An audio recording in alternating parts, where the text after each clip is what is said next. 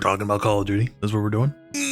Fine, let's do it. Call of Duty seems to be throwing anything and everything at the wall this year just to see what sticks. Oh, skill-based matchmaking, nostalgic trailer, supposedly a better zombies mode, midnight GameStop releases, the works. Finally released Avalon. Their anti-cheat is supposed to be even better. I say even better, but it wasn't good in the first place, so maybe it's just supposed to be average. Listen, they're clearly trying to win back most, if not everybody, that they lost already. But is it too late? Big question for me is, am I even getting this year's Call of Duty? Listen, short answer, not quite, okay? It's no, but also kind of. Let's talk about it. Before we get into Black Ops 7, we kind of have to look at this past year and really the past, I'll say 5 years, because this has really been its own era of Call of Duty. As of right now, and as of last year, Call of Duty's really been just bleeding players. So we all know about the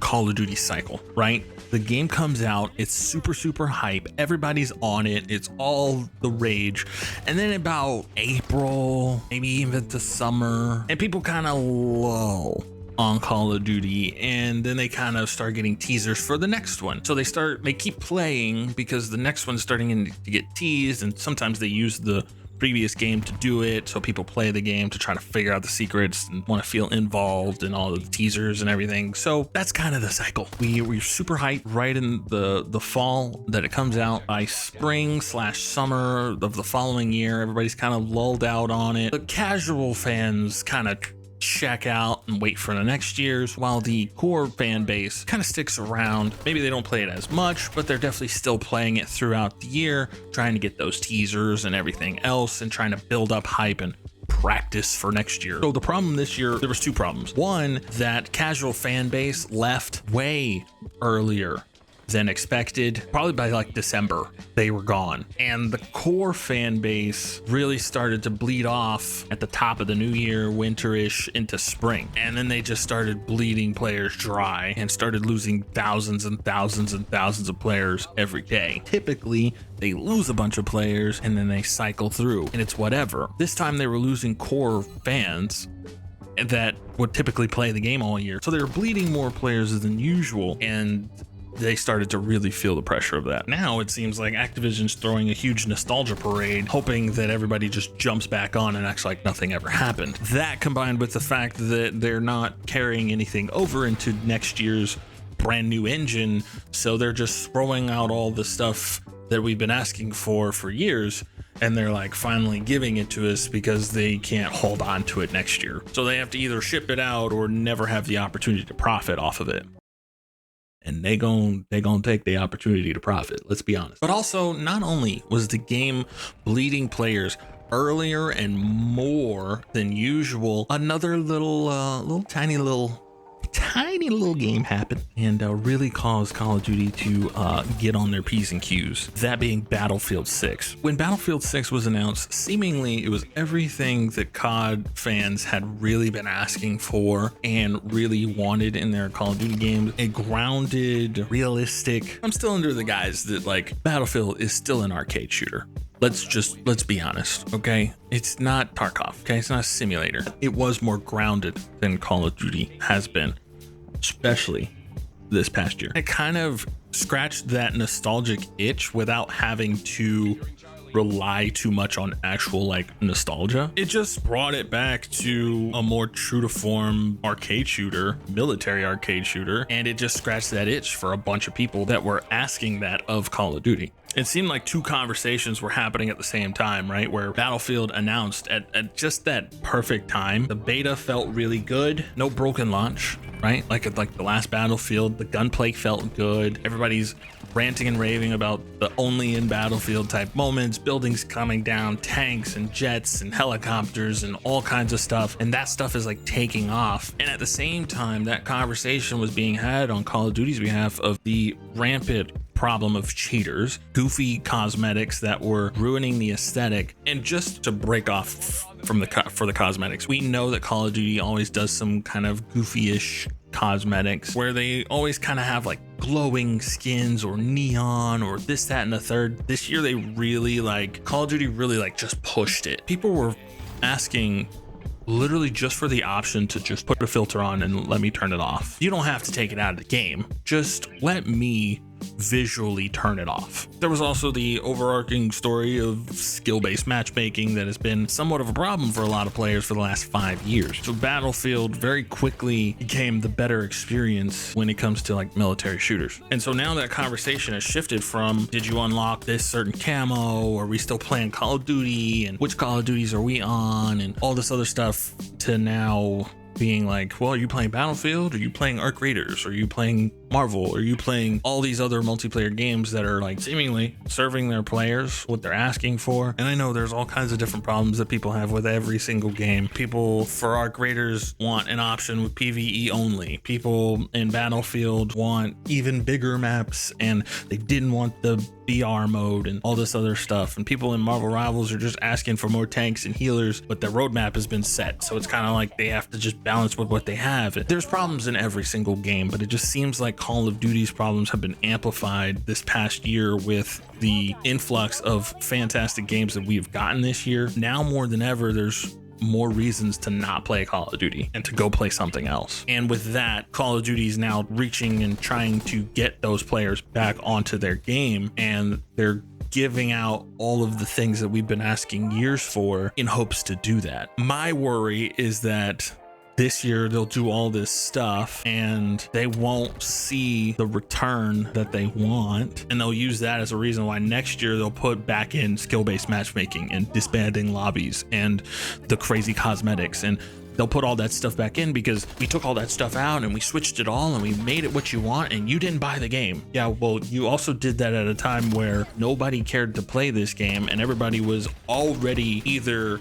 playing something different and knew that they weren't going to play Call of Duty that year, or they were holding off on this Call of Duty and waiting for next year's when it was a newer engine and all this other stuff. And so it's like strategically, it's like manipulation to where they know what they're going to do. And to me, I just hope that maybe they don't gain as many players back, but maybe they hold more players, like percentage wise, maybe they hold more players throughout the year than they normally do. So they see, oh, this is good for retention. We got to do something bigger to capture them, but this is good for retention. And so my hope would be that next year's Call of Duty has no skill-based matchmaking, or at least reduced to like how it used to be, that it has grounded cosmetics. Again, like the neon and the lightning is cool. We expect that of Call of Duty. Beavis and Butthead, once it gets like cell shaded, it clashes with what Call of Duty is. And it works better for something like Fortnite because of the already placed in aesthetic of Fortnite. It works better than it does in something like Call of Duty, which you're supposed to take at least a little bit more serious than Fortnite. But anyways, I started going off a tangent. The question for me is, am I getting this year's Call of Duty? Am I getting Black Ops 7? And technically, yes, but not how I normally would. So technically, no. Let me explain. I'm not pre-ordering it, so that's out. I'm not spending the $70 for the game. I'm not getting it on Steam. I'm not even getting it on Battle.net, which I haven't done since Modern Warfare 2019, but I'm getting it through Xbox Game Pass because I already have a subscription with Xbox Game Pass, and it's basically treating it like an extended trial where the beta was my first trial of the game, but now I'll get to try the game as it has been released to the public. Full, all the maps, all the guns, all the things. Here's everything we got. Play the game. Probably I'll play it for like a week. Let us know your thoughts. Play the game, see if you like it, and then, you know, do what you do from there. It's probably going to be enough for me to play the game, make a couple of videos on it, give a review, give a thoughts. Here's what they did right. Here's what they could improve on. Here's what I'm hoping for next year. Am I going to keep playing this game throughout the year? I don't know. It kind of depends on how well the videos do. You know, if people want to see that and how much fun I'm having, because none of my friends are getting it, as far as I know. None of my friends are getting it, so I'm going to be playing mostly alone. And if you saw my Arc Raiders video, my friends not getting a multiplayer game is a bigger reason of me not also getting said multiplayer game than like if it's obviously a single player game. But typically in the past, I've been able to do enough solo in Call of Duty that I could warrant playing it on my own. Even then, my friends still had it. So if I did want to team up or whatever, we could all jump in at the same time. If I was to enjoy the game enough to play it throughout the year, the one thing that I would be doing is probably camo grinding, and I would have videos up on camo grinding, and that's kind of the one like enjoyment I really get out of Call of Duty. So the thing is, I just don't want to pay $70 for a game that's going to mainly sit in my library after like a month, if that. I guess another reason why I'm really iffy on spending full price for the game is that it doesn't feel like a brand new game. I know we hear the trope of, oh, well, Call of Duty is the same every year. It's just a different package or a different skin or a different this or that or whatever. The color's just tweaked a little bit, or the era is tweaked, and it's the same thing running over and over and over again. And we've heard that. And yeah, I would say that Call of Duty does change more year to year than something like NBA does or Madden does, but I understand the sentiment. I get it. I know what you're saying. And this year really feels like Black Ops 6.5 or Black Ops 6 Part 2. Whatever, however you want to look at it. It's it's the same engine. It's pretty much the same assets. It's that same vibe.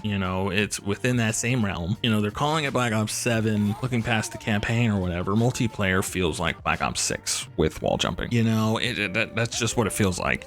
The HUD is cool.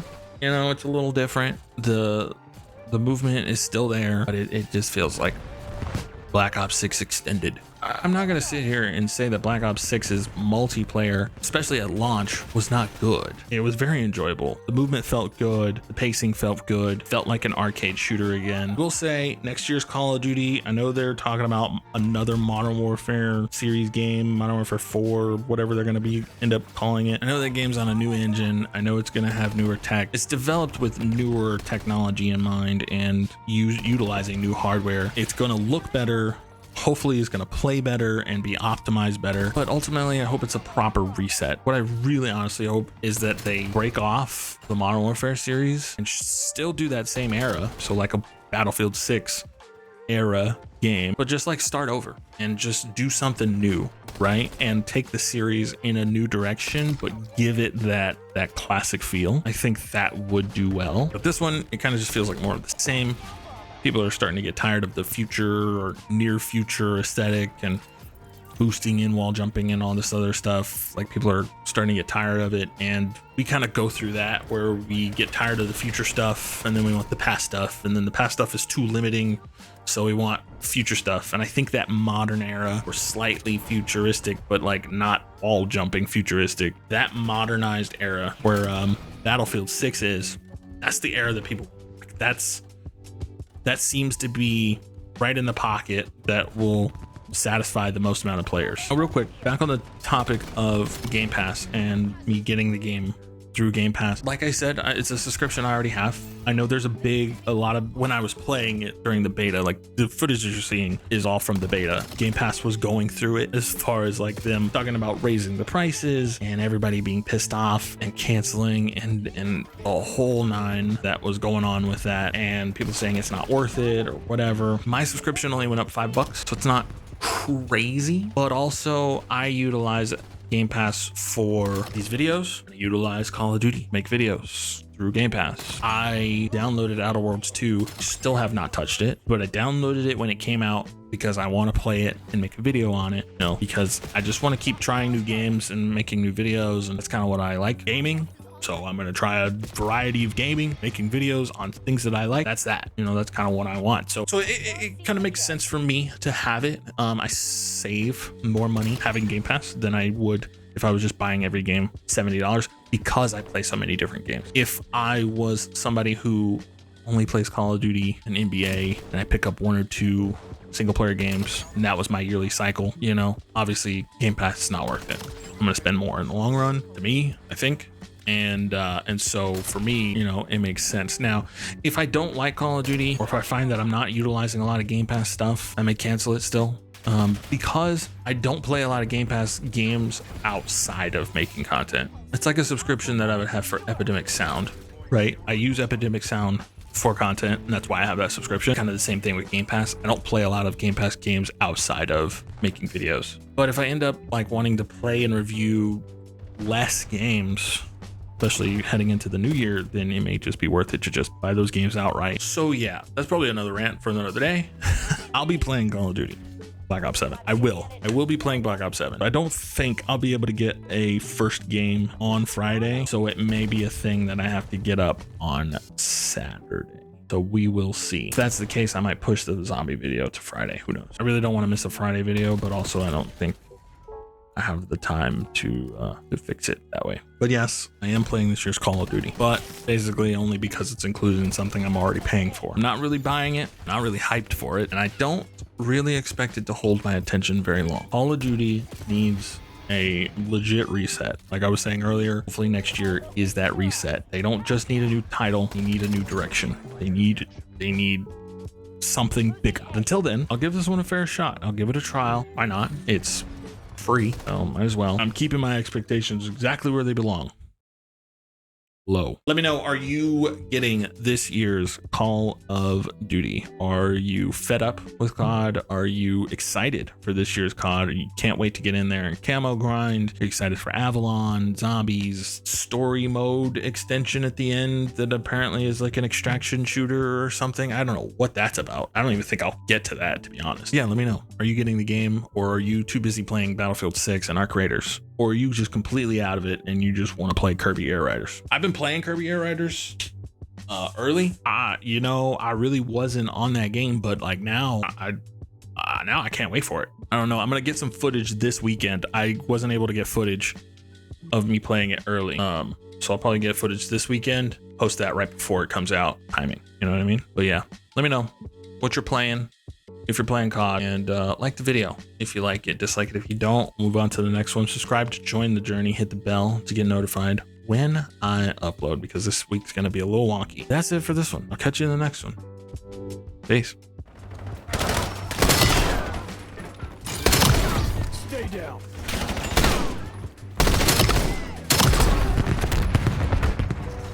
Fuck am I looking at her? You're looking at a man absolutely shit on you. I'm gonna fucking suck. Your ass. I'll touch you, Daddy, alright? Keep it up, I'll touch you. No, listen here, Buster.